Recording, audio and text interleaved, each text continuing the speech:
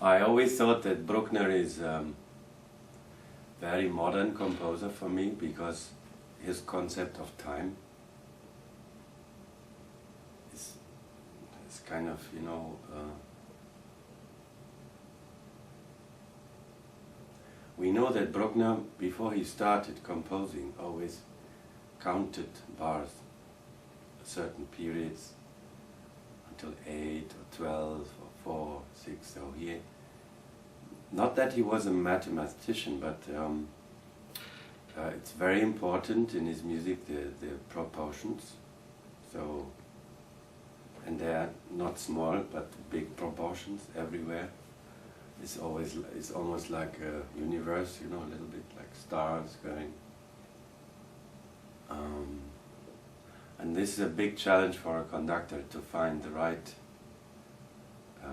pulse, you know, very slow pulse, but you have to find it. And especially with Bruckner, when I come to the end of a symphony, I know, only in the end you know if you did right. So it's really difficult, very difficult, and the sound should be grand, and but also not too, I think not too much forced, you know, especially brass, dangerous, should sound grand, like an organ, you know.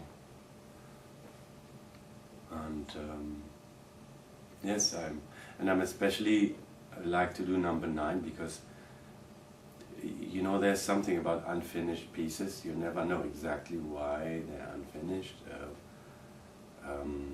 Maybe lack of time or strength, but maybe also because the piece was a little bit too much, even for Bruckner himself. You know, he was going out of his safety zones, kind of. You know, he was going somewhere.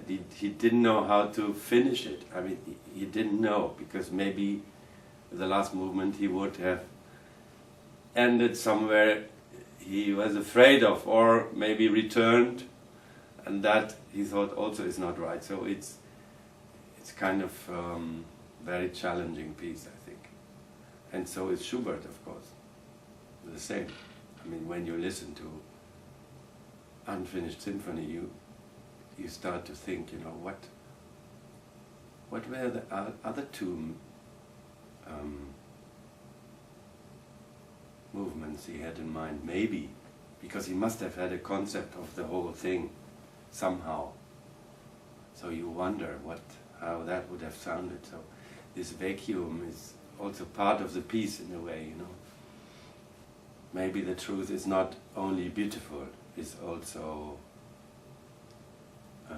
kind of terrible, you know. There's this saying in German Romantic, they said that the beautiful, the very beautiful, and the terrible, you know, is very, very close. So, and in both pieces, I think you have these elements of extraordinary beauty, but also of, like you say, abyss. You know, when you look down and you're shocked what you see. So it's very, very challenging. You know, I like a challenge, so, and I always liked, I have met a lot of composers in my life, so I guess if I had lived in 1890 and met Bruckner, great.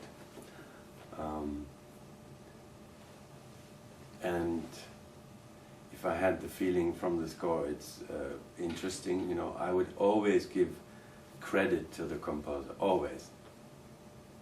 And first try, and then maybe decide or judge, I don't know, but even not judge, but because a composer is a very special person, you know. Before you can really have an opinion about music, I think you have to try and really understand it first. And that takes sometimes very long, and I think especially Bruckner in his time, you know that some people had big trouble understanding,